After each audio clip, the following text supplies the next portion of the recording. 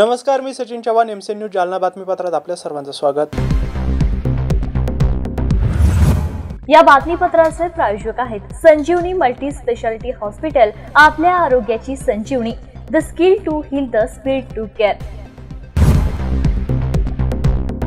मराठवाड्यातील दलित, आदिवासी, भूमिहीन कास्तकारांना शासनाने प्रदान केलेल्या शेतजमिनी, गायरान, सीलिंग ॲक्ट मधील शेतजमिनी, इनामी जमिनी इत्यादी 2015-16 मध्ये संगणकीय 7/12 वरून लाभार्थ्यांचे नावासमोरील क्षेत्र पोट खराबीमध्ये दाखवत असल्याने लाभार्थ्यांना शासकीय मदतीशिवाय बँकेच्या कर्जापासून वंचित ठेवण्यात येत आहे। त्याचबरोबर कर्मवीर दादासाहेब गायकवाड सबलीकरण आणि स्वाभिमानी योजनेची प्रभावीपणे अंमलबजावणी प्रशासनाने करावी।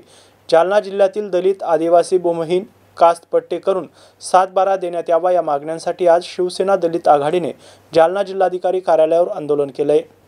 शासनाने घरकुल, इंदिरा आवास, रमाई आवास, शबरी घरकुल, पारधी आवास, यशवंतराव चव्हाण मुक्त वसाहत योजना आणि प्रधानमंत्री आवास योजनेतून उपेक्षित समाजातील वंचित घटकाला विशेष प्राधान्य शासनाने द्यावे अशा विविध मागण्या शिवसेना दलित आघाडीचे जालना जिल्हा प्रमुख ॲडव्होकेट भास्कर मगरे यांच्या प्रमुख नेतृत्वाखाली जन आक्रोश आंदोलनादरम्यान करण्यात आल्या। या आंदोलनाच्या निमित्ताने आदिवासी, भूमिहीन कास्तकारांच्या उपस्थितीत जिल्हाधिकारी कार्यालयावर जन आक्रोश मोर्चा काढण्यात आला होता। या जन आक्रोश आंदोलनाप्रसंगी शिवसेना दलित आघाडीचे जिल्हा प्रमुख ॲडव्होकेट भास्कर मगरे, जिल्हा सचिव जय खरात, उपजिल्हा प्रमुख अण्णासाहेब बळराज, प्रल्हाद साळवे, भरत हिवाळे यांच्यासह जिल्हाभरातून आलेले सर्व दलित, आदिवासी, भूमिहीन कास्तकारांची त्याचबरोबर महिला भगिनींची मोठ्या संख्येने उपस्थिती होती। शिवसेना दलित आघाडीच्या वतीने मोर्चा काढण्यात येतोय। काय मोर्चाचं आयोजन आहे, काय संकल्पना आहे आपली? आज 30 सप्टेंबर 2025 रोजी शिवसेना दलित आघाडीच्या वतीने जन आक्रोश मोर्चाचं आयोजन केलेलं आहे। या जन आक्रोश मोर्चाच्या माध्यमातून आमची गेली अनेक वर्षाची जी मागणी आहे, दलित, आदिवासी, भूमिहीन कास्तकारांचा जो कास्त पट्ट्यांचा जो प्रश्न आहे तो प्रश्न प्रलंबित आहे आणि त्या संदर्भात माझी भूमिका संपूर्ण महाराष्ट्राला माहिती आहे की मी गेले अनेक वर्षापासून दलित, आदिवासी जनजातीच्या ज्वलंत प्रश्नावर मी आंदोलनाच्या माध्यमातून रस्त्यावरचा संघर्ष करीत आहे। आज ज्या मागण्या आहेत त्या मागण्यासंदर्भात एक नंबरची मागणी हीच आहे की महाराष्ट्रातील दलित, आदिवासी, भूमिहीन कास्तकारांचं शेतीसाठी झालेलं जे अतिक्रमण आहे ते अतिक्रमण नियमानुकूलित करून त्यांना 7/12 देण्यात यावा। कारण या मागण्याच्या संदर्भात शासन निर्णय 28 नोव्हेंबर 1991 यानुसार 1 एप्रिल 1978 ते 14 एप्रिल 1990 दरम्यान महाराष्ट्रामध्ये ज्या ठिकाणी दलित, आदिवासी, भूमिहीन कास्तकारांचे जे शेतीसाठी झालेलं अतिक्रमण आहे ते नियमानुकूलित करून त्यांना 7/12 दिला पाहिजे। त्याला किमान त्याच्या रस्त्यापासून म्हणजे जिथं राहतोय त्या वस्तीपासून त्याचं 8 किलोमीटरचा आत ते त्याचं अतिक्रमण असायला पाहिजे। त्याला 5 एकर जमीन शासनाने मोजून द्यावी। त्याच्याकडे काही वडिलोपार्जित असेल तर ती कमी करून 5 एकर किंवा त्याच्या स्वकष्टाने विकत घेतलेली असेल तर ती कमी करून त्याला 5 एकर जमीन देण्यात यावं। अशा पद्धतीचे 28 नोव्हेंबर 1991च्या अधिनियमामध्ये तरतुदी आहेत आणि म्हणून त्या तरतुदीनुसारच माझं गेल्या अनेक वर्षापासूनचं आंदोलन आहे। परंतु या आंदोलनाच्या माध्यमातून गेले अनेक वेळा जिल्हाधिकारी पासून तर तलाठी, सजा तलाट्यापर्यंत या आंदोलनाच्या माध्यमातून कधी एकीच्या उताराला नोंद तर कधी 7/12 बनवण्यासाठी संपूर्ण प्रक्रिया झालेली होती। परंतु कुठं त्याच्यामध्ये कोण थोडा घालते किंवा काय अडचण येते या प्रशासकीय अधिकाऱ्याला पुन्हा काम थांबविले जाते आणि म्हणून या 28 नोव्हेंबर 1991च्या अधिनियमानुसार आमची जी मागणी आहे ती मागणी आमची अद्याप आता पावेतो पूर्वी झालेली नाही।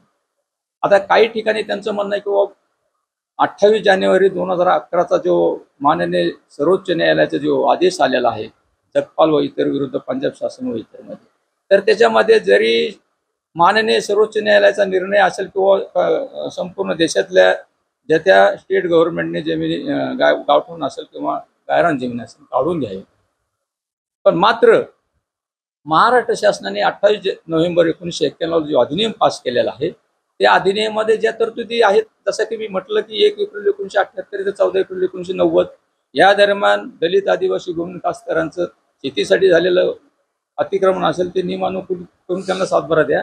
आणि म्हणून ह्या तरतुदी ज्या आहेत ह्या माननीय सर्वोच्च न्यायालयाने त्या वगळलेल्या आहेत. पण या ठिकाणी महाराष्ट्र शासनाचा म्हणजे चुकीचा अर्थ लावून महाराष्ट्र सरकारचं म्हणजे प्रशासन आहे या ठिकाणी चुकीचा अर्थ लावून दलित आदिवासी भूमिहीन कास्तकारांची दिशाभूल करू लागले आहे. कारण जालना शहरातील कैकाडी मोहल्ला भागातील गावठी हातभट्टी अड्ड्यावर कदीम जालना पोलिसांनी छापे मारले असून जवळपास 2,88,000चे रसायन आणि 54,000चे इतर साहित्य जप्त केले. या प्रकरणी 5 आरोपींविरोधात गुन्हा दाखल करण्यात आला आहे. याबाबत पोलीस सूत्रांनी दिलेल्या अधिक माहितीनुसार कदीम जालना पोलिसांनी पोलीस ठाणे हद्दीत वेगवेगळ्या भागात अवैध दारू विक्री विरोधात विशेष मोहीम हाती घेतली असून मंगळवारी 30 सप्टेंबर रोजी सकाळी 10 वाजेच्या दरम्यान कैकडी मोहल्ल्यात छापे मारण्यात आले. यावेळी 2,88,000चे रसायन नष्ट करण्यात आले असून वेगवेगळ्या साहित्याने भरलेली पोती पातेली असा मुद्देमाल जप्त करण्यात आलाय. या प्रकरणी 5 जणांविरोधात गुन्हा दाखल करण्यात आलाय. ही कारवाई वरिष्ठांच्या मार्गदर्शनाखाली पोलीस निरीक्षक जनार्दन शेवाळे, सहाय्यक पोलीस निरीक्षक आरती जाधव, फौजदार मोरे, जमादार सदा राठोड, जमादार केवट डोईफोडे, चालक उगले दिलीप गायकवाड, मतीन शेख, सदाशिव मुटकुळे, इम्रान शेख यांच्या पथकाने केली आहे. पाणीबेस येथील महानगरपालिकेच्या आरोग्य केंद्रामध्ये आज सकाळी 10 ते 2 या वेळेच्या दरम्यान वैद्यकीय आरोग्य शिबिराचं आयोजन करण्यात आलं होतं. आयोजित या शिबिराचे उद्घाटन महानगरपालिकेच्या उपायुक्त नंदा गायकवाड यांच्या हस्ते करण्यात आले.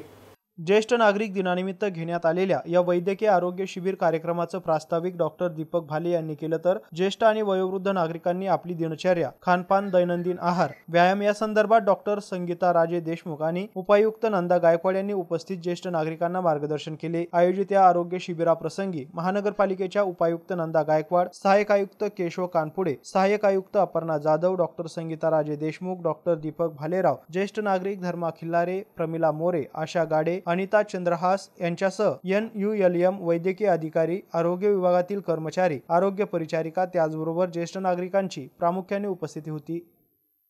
आज ज्येष्ठ नागरिकांसाठी काही आरोग्य शिबिर घेण्यात आलं महानगरपालिकेतून, काय सांगाल? हो, आज 1 ऑक्टोबर हा ज्येष्ठ नागरिक दिन असल्यामुळे आपण नागरी प्राथमिक आरोग्य केंद्र महानगरपालिकेतर्फे पाणीवेस येथे आपण त्यांची आरोग्य तपासणी शिबिर ठेवण्यात आली होती. यामध्ये आपण त्यांचं डायबिटीज आणि हायपरटेन्शन याची स्क्रीनिंग केली होती. हा आजार आता खूप वाढत आहे. डायबिटीज आणि हायपरटेन्शन बऱ्याच जणांना माहीत नाही. ज्यावेळी आम्ही त्यांचं चेक करतो त्यावेळेस त्यांचं बऱ्याच जणांना माहीत होतं. ह्या आजारामुळे त्यांच्या शरीरातील हार्ट असेल, किडनी असेल, त्यांचं नुकसान खूप प्रमाणात होतं. त्याच्यामुळे आम्ही ही स्क्रीनिंग करत आहे आज. आणि त्यांना ज्यांना पण डायबिटीज आहे पूर्वीपासून त्यांना आम्ही गोळ्या देत आहे तपासून. आणि ज्यांना नवीन त्यांना माहीत झालेलं आहे की आपल्याला डायबिटीज आहे, हायपरटेन्शन आहे, तर आम्ही त्यांना गोळ्या देऊन त्यांना त्यांच्या आरोग्याचं आम्ही तपासणी करून त्यांना त्यांचं आरोग्य व्यवस्थित राहण्यासाठी मदत करत आहे. काही आपण मार्गदर्शन आणि सल्ला सुद्धा दिला. त्यांना आम्ही आरोग्यविषयक आणि त्यांच्या जेवणाबद्दल आणि व्यायामाबद्दल सल्ला दिलेला आहे. या लोकांनी रोज त्यांनी 45 मिनिटं चालणं किंवा कोणत्याही प्रकारचा प्राणायाम असो किंवा व्यायाम असो तो करायलाच पाहिजे. आणि दुसरी गोष्ट आहे जेवणाबद्दल, त्यांनी बॅलन्स डाएट हे त्यांनी त्यांच्या आहारात घेतलंच पाहिजे. जसे की त्यांना आम्ही त्यांना सांगितलेलं आहे की त्यांनी प्रोटीन्स आहे, कार्बोहायड्रेट्स आहे, स्निग्ध पदार्थ आहे, हे सगळं रोजच्या रोज जेवणात घ्यायला पाहिजे. आणि सूर्यप्रकाशात रोज 15 ते 20 मिनिटं त्यांनी बसलं पाहिजे, जेणेकरून त्यांना व्हिटॅमिन डी ची कधीच कमतरता होणार नाही. या वयामध्ये कॅल्शियमचं प्रमाण पण कमी होत असतं. त्यामुळे त्यांनी थोडं पण त्यांच्या काही पडले किंवा काही झालं तर त्यांना फ्रॅक्चर होण्याची भीती असते. म्हणून त्यांनी कॅल्शियम पण दुधामधून, दूध आहे, दही आहे, पनीर आहे किंवा नॉनव्हेजमधून त्यांना घेण्यास आम्ही त्यांना सांगितलेलं आहे आणि डाएटबद्दल माहिती दिलेली आहे. आपण आरोग्य तपासणी केलेली आहे. तर ज्येष्ठ नागरिक हे खरं तर आपले आधारवड आहे. ते अशा आयुष्याच्या टप्प्यात असतात की ज्यांनी पूर्ण आयुष्य बघितलेलं असतं, त्यांचा जो अनुभव असतो, त्यांचं ज्ञान असतं ते खूप महत्त्वाचं आहे. आणि हा असा जो घटक आहे की आपल्याला प्रत्येकाला तो टप्पा आपल्या पण आयुष्यात येणार आहे. तर त्या टप्प्यात जे आहेत तर त्यांना आता खरं म्हणजे आपल्या काळजीची आणि आधाराची गरज असते. तर ती आपण देणं खूप जरुरी आहे. आणि त्यांना पण विनंती करते की त्यांनी आपल्या प्रकृतीकडे लक्ष द्यावं. आणि मला काय होत नाही, किंवा मग एकदा जसं मॅडमने खूप छान सांगितलं आपल्या आहाराच्या बाबतीत सांगितलं आणि प्रत्येकाला काय वाटतं की मी जर मला काही त्रास होतो की गेलो दवाखान्यात तर माझ्या मागे दवाखाना लागला आणि नंतर मग त्या गोळ्या सुरू होती किंवा मग वेगवेगळ्या काही आम्हाला टेस्ट केली काही आजार निघाला तर मग ती एक धास्ती असते काहीतरी आपल्याला निघेल आणि त्याचं आपल्याला औषध विचार करावं लागेल. तर तशी भीती न बाळगता कारण काय आहे की आपलं शरीर आहे जसं मशीनला आपल्याला त्याला ऑइल द्यावं लागतं किंवा आपली गाडी कसं आपण सर्व्हिसिंग करतो तसं आपल्या शरीराचं आहे. तर आपल्या वयाचे परिणाम आपल्या शरीरावर दिसू लागतात पण आपण ते परिणाम सुखकारक देण्यासाठी किंवा आपल्या आयुष्य सुखकारक करण्यासाठी ही सर्व्हिसिंग आहे. दवाखान्यात जाणं किंवा वेगवेगळे टेस्ट करणं डॉक्टरला विचारणं तर न घाबरता त्यांना विचारलं पाहिजे. आणि इतकं आता आपल्या सायन्स पुढे गेलेलं आहे की आणि आपल्या औषधोपचार पण इतके चांगले झालेले आहेत की सहजरित्या आपल्याला जे काही प्रॉब्लेम्स आहेत ते लवकर लक्षात येतात की काय आपल्याला होणार आहे. एवढं लवकर लक्षात आलं तेवढं तुमचा उपचार लवकर सुरू होतो आणि तुम्हाला त्रास कमी होतो. बघा एखादा जो आजार आहे तो वाढवायचा त्यावर नंतर उपचार करायचा आणि त्या एकदम उपचाराचा एक त्रासही जास्त होतो. आपल्याला जास्त दिवस उपचार घ्यावा लागतो आणि त्याच्यात खर्च पण जास्त होतो आणि आपली पण मानसिकता त्यामध्ये खचत जाते. तर त्यापेक्षा आपल्याला जेवढ्या लवकर होईल एखाद्या आजार म्हणा किंवा त्रास म्हणा प्रत्येकालाच आजार होईल असं काही नसतं तर एखादा त्रास असतो की किरकोळ त्रास साध्या गोळ्यांनी जर कमी होत असेल तर जरूर आपण तो उपचार करून घ्यायला पाहिजे. तर माझी सगळ्यांना अशी विनंती आहे की तुम्ही आपल्या तब्येतीकडे अजिबात दुर्लक्ष करू नका कारण तुम्ही पण एक समाजाचा अविभाज्य घटक आहात आणि तुम्ही खूप महत्त्वाचा घटक आहात कारण तुमच्या मार्गदर्शनाखालीच नवीन पिढी तयार होती. तर तुम्ही या आरोग्य तपासणीचा जरूर फायदा घ्या आणि आपल्या ओळखीचे किंवा संपर्कातले शेजारचे किंवा नात्याचे जे ज्येष्ठ नागरिक असतील त्यांना पण जरूर फोन करून सांगा की आज अशी तपासणी महानगरपालिकेतर्फे होत आहे आणि त्यांनी इथे येऊन आपल्याला त्यांची आरोग्य तपासणी त्यांनी घेऊन आवश्यक आहे काय जे प्रायमरी आपल्याला विचार करता येईल आणि नंतरचे काही असतील टेस्ट वगैरे आपण केल्या जातात. तर सर्वांना पुन्हा एकदा ज्येष्ठ नागरिक दिनाच्या खूप खूप शुभेच्छा. एवढं बोलून माझी धनगर समाजाला अनुसूचित जमाती प्रवर्गातून आरक्षण द्यावे याकरिता आज अंबड तालुक्यातील जामखेड येथे रास्ता रोको आंदोलन करण्यात आले. रामभाऊ लांडे यांच्या नेतृत्वात हा रास्ता रोको करण्यात आलाय. धनगर समाजाला अनुसूचित जमातीत आरक्षण मिळावे याकरिता आंदोलक दीपक बोराडे हे मागील 15 दिवसांपासून आमरण उपोषण करत आहे. त्यांची प्रकृती खालावली असून आज राज्यभरात धनगर समाजाने रास्ता रोको आंदोलन केलं. याचाच भाग म्हणून जालन्यातील जामखेड येथे रामभाऊ लोखंडे यांच्या नेतृत्वात रास्ता रोको करण्यात आलाय. यावेळी धुळे सोलापूर महामार्गावर लांबच लांब रांगा लागल्या होत्या. आज रास्ता रोको आंदोलन करण्यात आलं, काय सांगाल, काय मागणी? भारतीय संविधानातील कलम 342(1) नुसार एसटी आरक्षणाच्या यादीमध्ये 36व्या क्रमांकावर ओरान/ओब्लिक धनगर आहे. तर सुप्रीम कोर्टाच्या निर्देशानुसार जी जमात अस्तित्वात नाही आणि जी जमात अस्तित्वात आहे त्याला आरक्षणाची सवलत दिली पाहिजे, आरक्षण दिलं पाहिजे असं सुप्रीम कोर्ट संविधान म्हणतं. या मागणीसाठी दीपक बोराडे यांनी जालना येथे आमरण उपोषणाला सुरुवात केलेली आहे. जवळपास 15 दिवस झाले हे आमरण उपोषण सुरू आहे. काल त्यांना चक्कर आली, काल त्यांच्या किडनीवर सूज आली, त्यांची शुगर लेवल अतिशय कमी झालेली, त्यांच्या जीविताला धोका निर्माण झालेला आहे. मुख्यमंत्री देवेंद्र फडणवीस यांनी दीपक भाऊ बोराडे यांच्याशी चर्चा करण्यासाठी एक शिष्टमंडळ मंत्रिमंडळाचं पाठवलं होतं. दीपक भाऊ कडून सुद्धा एक शिष्टमंडळ परवा दिवशी मुख्यमंत्र्यांना भेटून आलं. परंतु जे मुख्यमंत्री लाखो लोकात धनगर समाजाला आरक्षण देण्याचं वचन देतात ते मुख्यमंत्री वर्षा निवासस्थानावर ज्यावेळेस धनगर समाजाचं शिष्टमंडळ भेटण्यासाठी गेलं त्यावेळेस ते धनगर समाजाला आरक्षण देताना अडथळे आहेत, अडचणी आहेत असं सांगतात. या कारणानं राज्यातील धनगर समाज त्या ठिकाणी संताप व्यक्त करतोय आणि आपला संताप रास्ता रोकोच्या माध्यमातून आज ठिकठिकाणी व्यक्त करतोय.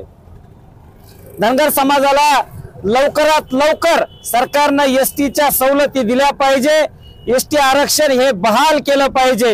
गेल्या 70 वर्षापासून धनगर समाज हा सामाजिक न्यायापासून छत्रपती शाहू राजानं डॉक्टर बाबासाहेब आंबेडकरांना जे आरक्षण दिलं त्या आरक्षणापासून वंचित आहे. धनगर समाजाला अजूनही सामाजिक न्याय मिळालेला नाही, सत्तेमध्ये वाटा मिळालेला नाही, म्हणून हा धनगर समाज दुःखी आहे. आपल्या अन्यायाचा ढोल तो सरकार समोर वाजवत आहे. शिष्टमंडळ येऊन सुद्धा भेटून गेलेले सुद्धा देखील त्यांनी आणलेलं होतं, चर्चा केलेली. सरकारनं त्यावेळेस दीपक भाऊशी ज्यावेळेस फोनवरून चर्चा केली मुख्यमंत्र्यांनी, त्या चर्चेचा एक त्यांनी ड्राफ्ट तयार करून दीपक भाऊंना पाठवला होता.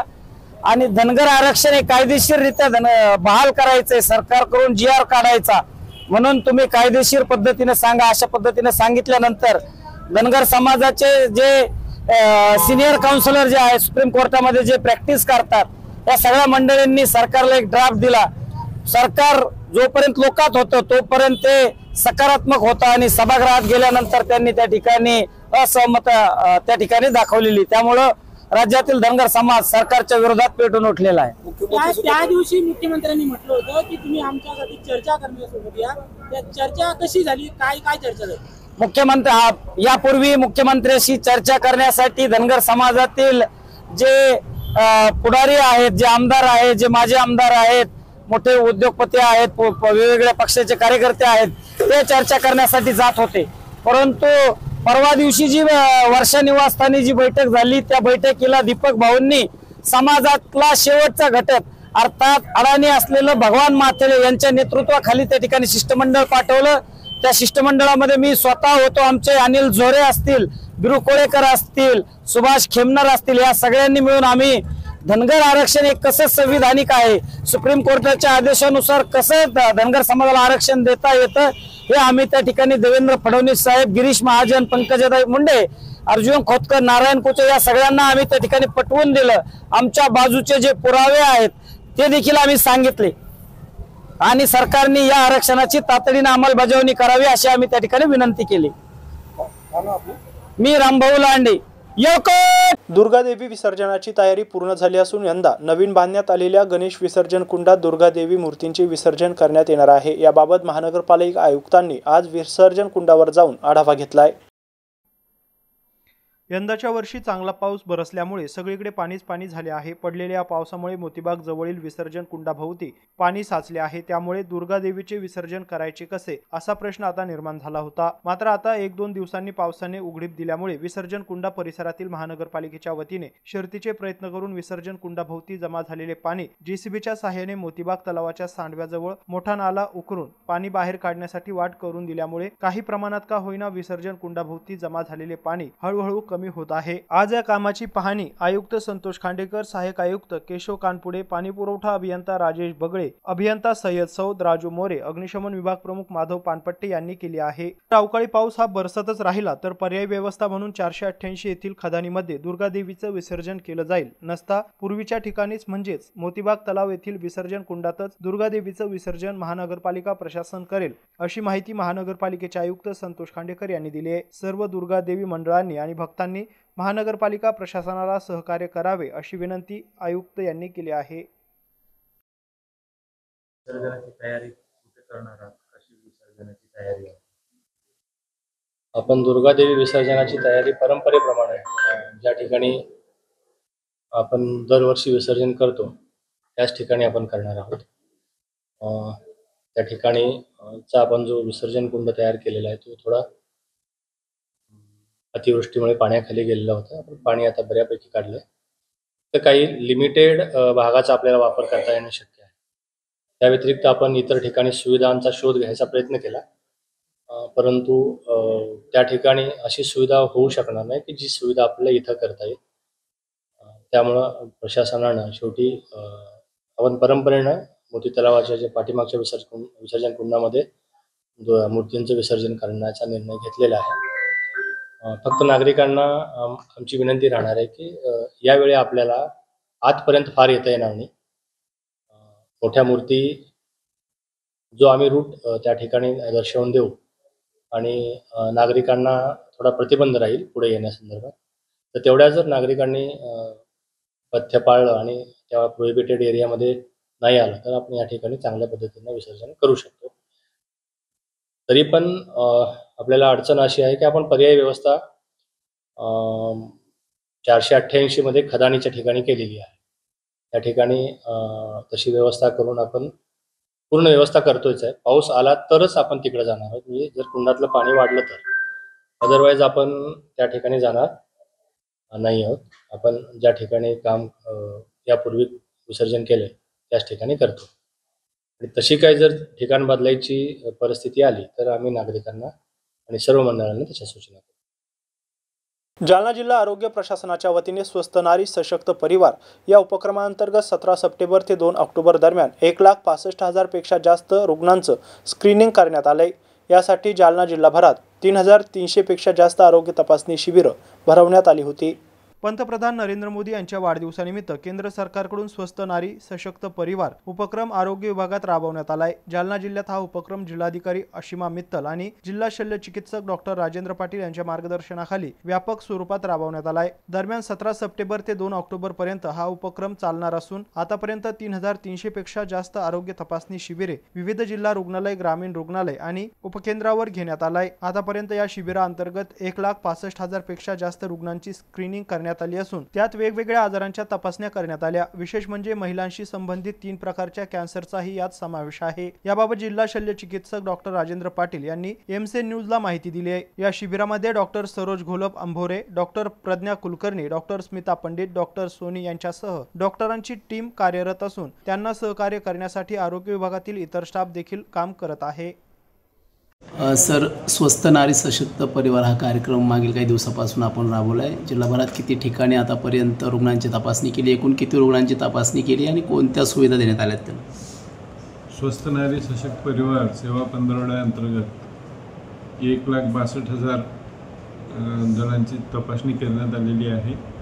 ती जिल्हा रुग्णालय, जिल्हा स्त्री रुग्णालय, ग्रामीण रुग्णालय व प्राथमिक आरोग्य केंद्र व सब सेंटर असेल. दररोज 3,334 कॅम्प घेण्यात आलेले आहेत. त्याच्यामध्ये आम्ही 1,62,000 लाभार्थ्यांना ब्लड प्रेशर, शुगर, कॅन्सर, विविध प्रकारचे तोंडाचा कॅन्सर, स्तनाचा कॅन्सर किंवा पिशवीचा कॅन्सर, तसेच गरोदर मातेला सेवा लसीकरण केलेलं आहे. एनिमिया म्हणजे रक्तक्षय याच्याबद्दल देखील तपासण्या केलेल्या आहेत. TB स्क्रीनिंग केलेलं आहे, त्याच्यात ब्लड डोनेशनचे कॅम्प घेतलेले आहेत. अशा अनेक गोष्टी करून येथील जनतेस आरोग्य सुविधा पुरवण्यासाठी पंधरवडा साजरा करण्यात येतोय. उद्या 2 ऑक्टोबरपर्यंत याचा लाभ घ्या. जालना जिल्ह्यात पोलिसांनी केलेल्या विविध कारवायांमध्ये जप्त करण्यात आलेला 404 किलो गांजा पोलीस अधीक्षक यांच्या उपस्थितीत आज नष्ट करण्यात आलाय. पोलीस मुख्यालय परिसरात हा गांजा जाळून नष्ट करण्यात आलाय.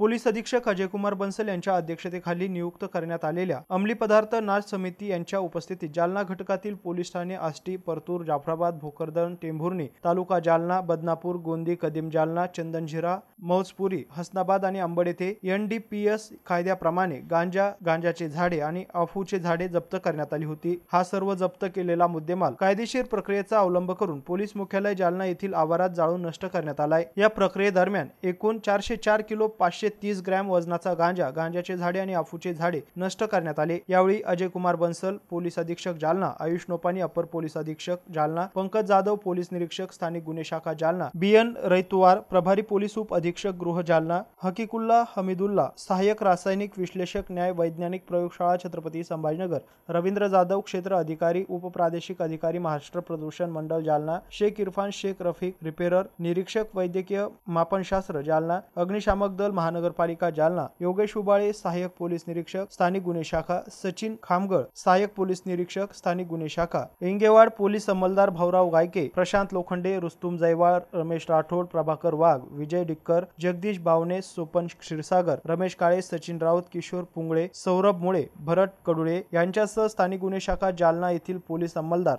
हजर होते. जालना शहरात अतिवृष्टीमुळे झालेल्या नुकसानीचे पंचनामे करून आपत्तीग्रस्तांना घरकुलांसह 50,000 रुपये नुकसान भरपाई द्यावी अशी मागणी छावाचे जिल्हा कार्याध्यक्ष करण जाधव यांनी एका निवेदनाद्वारे केली आहे. जालना शहरात अतिवृष्टीमुळे झालेल्या नुकसानीचे पंचनामे करून आपत्तीग्रस्तांना घरकुलांसह 50,000 रुपये नुकसान भरपाई द्यावी अशी मागणी छावा मराठा संघटनेचे जिल्हा कार्याध्यक्ष करण जाधव यांनी प्रशासनाकडे केली आहे. जिल्हाधिकारी अशिमा मित्तल यांना यावेळी विविध मागण्यांचं निवेदन देण्यात आलंय. यावेळी विशिष्ट माने, सुनील हिवाळे, प्रदीप मुर्मे, राधेश्याम जोशी, राजू सतकर, रहीम शेख, रोहित जाधव, अशोक लाड, सिद्धेश्वर देशमाने, मंगेश लोंढे आदींची उपस्थिती होती. नमस्कार. जालना शहरातील अतिवृष्टीमुळे झालेल्या ज्या आपल्या शंकरनगर असेल, भवानीनगर असेल, संजयनगर असेल आणि रमाबाई नगर असेल इथे ज्या पावसामुळे झालेलं नुकसान, कुणाचे अन्नधान्य भिजलेले आहे, कुणाचे भांडीकुंडी वाहून गेलेले आहे, कुणाचे घरं पडले, कुणाचे पत्र पडले किंवा कुणाच्या भिंती पडलेल्या आहे, कुणाचे इलेक्ट्रॉनिक वस्तूंचे नुकसान झालेले, मोठ्या प्रमाणामध्ये नुकसान झालेलं आहे. आणि त्याचे आज देखील म्हणजे अजून आता 14 तारखेपासून पाऊस पडतो आहे, तर आतापर्यंत कुठलाही शासकीय कर्मचारी येऊन त्याचा पंचनामा किंवा काही झालेला नाही आहे.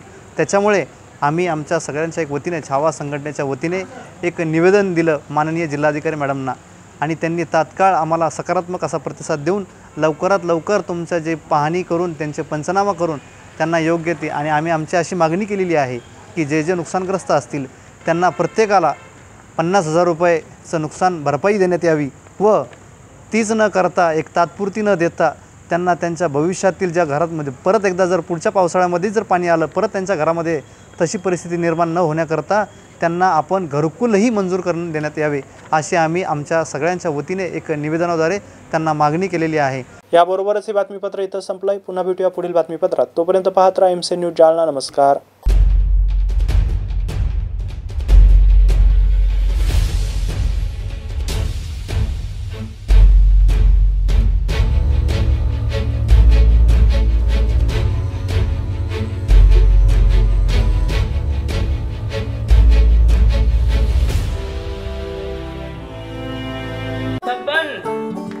आपको कलेक्टर साहिबा के हाथों से इनामी घर मिल रहा है। आपका घर बहुत सुंदर होगा ना? अरे नहीं बेटा, हम तो बहुत छोटे आदमी हैं। चाचू डोंट वरी, मैं बड़ी होकर आपके लिए और सबके लिए मजबूत और सुंदर घर बना के दूंगी। कालिका सरिया लाना मत भूलना। कालिका TMT सरिया कंक्रीट से करे मजबूत जोड़ और भूकंप, संग, आग से लड़कर घर को दे दीर्घायु। कालिका सरिया मैं भूली नहीं। बेटिया आप कलेक्टर। कालिका TMT, फैसला जो मजबूत हो। संजीवनी मल्टी स्पेशालिटी हॉस्पिटल, ऋषि park, Ambar चौफुली, Jalna.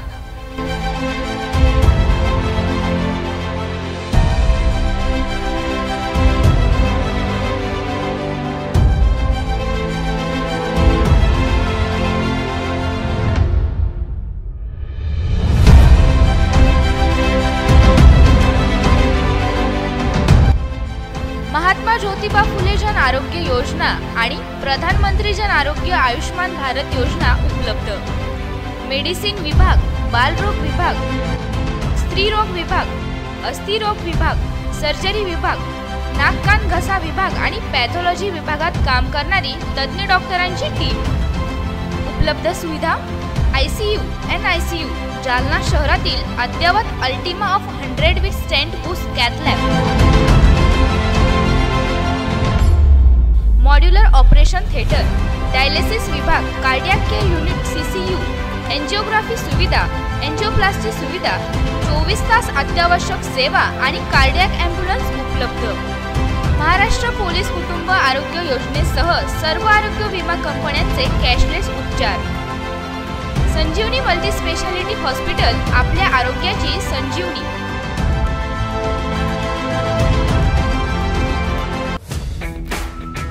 Kothari international dream school CBSE pattern, शैक्षणिक वर्ष 2025-26 साठी प्रवेश देणे सुरू। शैक्षणिक वर्षासाठी LKG ते 9वी पर्यंत ऍडमिशन सुरू। आमचे वैशिष्ट्य जालना शहरातील पहिली हायटेक वायफाय कॅम्पस असलेली इंग्लिश शाळा, डिजिटल क्लासरूम आणि iPad सुविधा उपलब्ध, वातानुकूलित क्लासरूम, बस सुविधा देखील उपलब्ध, क्षेत्र भेट आणि गेस्ट लेक्चर, विद्यार्थ्यांचा सर्वांगीण विकास। NCERTच्या धर्तीवर CBSE पॅटर्नची सुविधा उपलब्ध, अनुभवी शिक्षक वृंद, प्रशस्त क्लासरूम आणि प्रशस्त मैदान, रोबोटिक्स आणि कोडिंग यासह अनेक सुविधा विद्यार्थ्यांसाठी उपलब्ध। आपल्या मुलाच्या उज्ज्वल भविष्यासाठी एकदा अवश्य भेट द्या।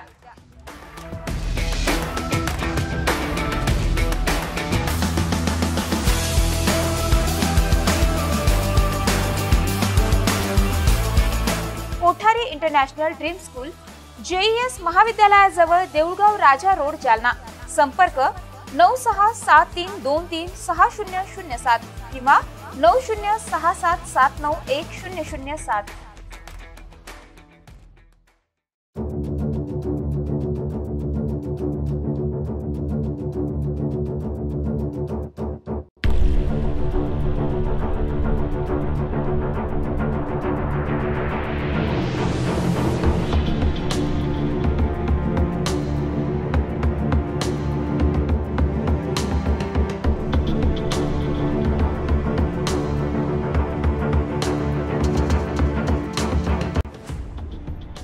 जालना शहर महानगरपालिका जालना यांच्यातर्फे जाहीर आवाहन. पावसाळ्याचे दिवस आले तरी आपल्याकडे होणारा पाणी पुरवठा स्वच्छ शुद्धीकरण करूनच करण्यात येतो. आपल्याकडे नळाला आलेले पाणी स्वच्छ भांडे स्वच्छ धुवून झाकून ठेवावं. आपल्याला नळ आपल्या दारात नाली फुटलेला नसावा याबाबत काळजी घ्यावी. शहरात सध्या अधिकृत नळ कनेक्शन शोध मोहीम सुरू आहे. आपला नळ अधिकृत असेल तर आपल्यास अधिकृत नळ नियमित करण्यासाठी नोटीस आली असेल तर दंडाची रक्कम तात्काळ भरणा करावी. आपण दंडाची रक्कम न भरल्यास आपणावर पोलिसात गुन्हा दाखल करण्यात येईल याची नोंद घ्यावी. महानगरपालिकेची कोणत्याही नागरिकावर गुन्हा दाखल करण्याची इच्छा नाही, मात्र आपण दंडाची रक्कम भरली नाही तर नाईलाजाने आपणावर गुन्हा दाखल करण्यात येईल याची आपण नोंद घ्यावी. याकरिता सर्व नागरिकांनी वरील बाबींचे तंतोतंत पालन करावे आणि महानगरपालिकेस सहकार्य करावे.